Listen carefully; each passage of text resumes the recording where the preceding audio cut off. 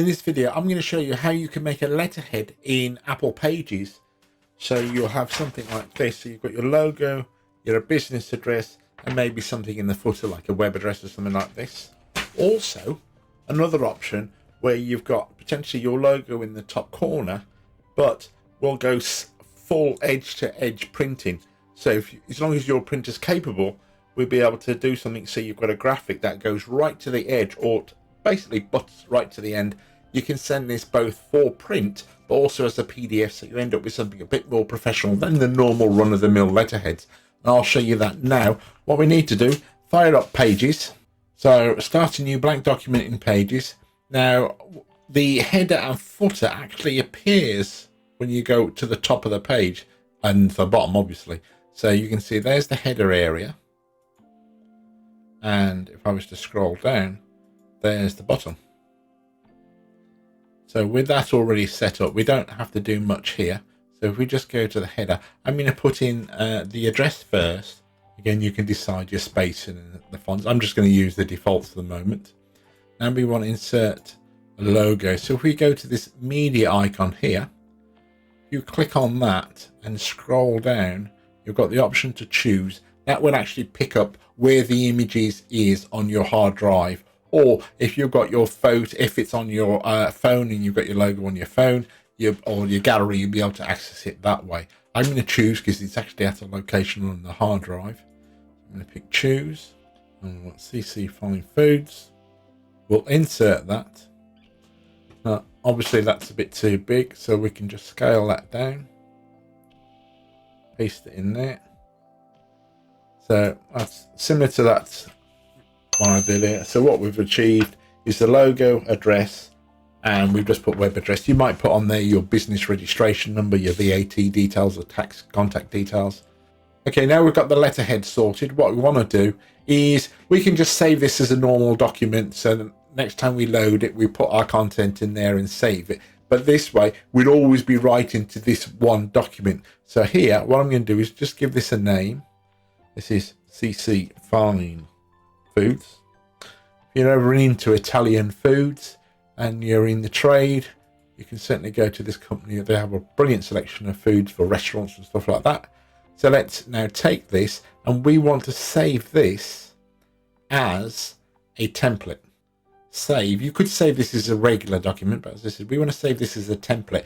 This will also appear when you're looking for a new, looking to start a new document. So we're going to save this as template. Add this to the template chooser. So when you start the program, you've got an option to use this. So yes, add this to the template chooser. It's going to use the name we picked just before we selected this option. You can change it now if you wanted to. I'll go with this one. And this is now obviously in our default templates. I'll create that. And that's our new template. It's come up as untitled now because it's used the template. So if we were to do anything in here and then look to save, obviously if we choose save, we won't be overwriting our template. So our master template is now safe. And this one, we're going to do the edge to edge template. So this will print edge to edge on printer, but also edge to edge on PDF. Now we're going to be using a graphic that's been pre-designed with those elements on there. So you could do the same thing yourself with square boxes and stuff like that, but I'm going to use a graphic. So if I go to Pages, we want a new one.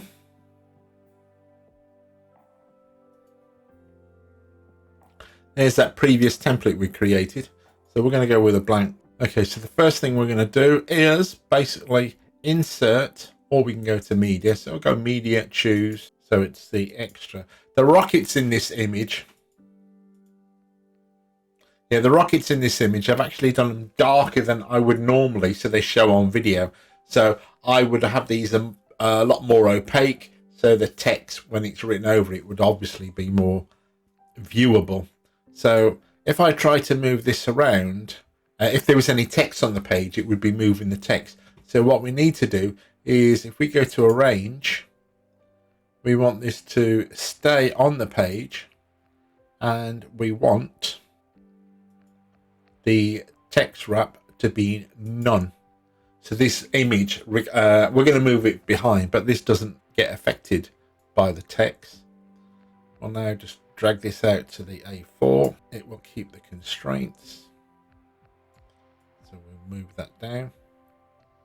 So we want that button to the, because this is A4, perfect A4, we want this button across the bottom.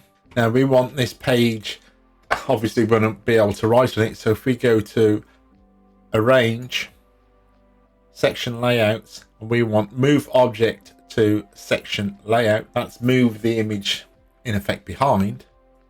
So now you can see I can write on this. The only problem is I'm a bit high. So now what I want to do is find where the header is. So that's Documents, right hand side. I want to go to Headers here. So I want to move this cursor down to about here. A bit more, I think. 4.5. Yeah, that's enough white space underneath the logo. Obviously it might be a bit of trial and error. So that's the document. If I wanted to, I could. So here I'm adding, again, I could put my tax details in, or VAT details. So that's the letterhead, edge to edge printing. So if I wanted to save this as the template, go to File, Save As. I could, obviously, different options. I can save it as a normal document, but I want to save as template. Add to template chooser. I didn't give this a name. So A4. Obviously, this is not a masterpiece. If I wanted to print it, obviously I could print, but I won't waste the paper. But I can certainly save. So let's export PDF, or I could print it as a PDF as well. Anyway, so export PDF. Next, I'm going to save this to the. Let me bring that document in there, and that's the PDF. As you can see, it's gone edge to edge. As I said, I wouldn't normally have this dark because it's not ideal for accessibilities. I did do a video on accessibilities, particularly logos. So if you have got a logo already designed, but you want to find out a bit more about accessibilities and the laws on that, I'll leave a link to that video in the descriptions and on the card above. If you have found this helpful, do give us a thumbs up or star rating, depending which option you've got, and I'll see you in the next video.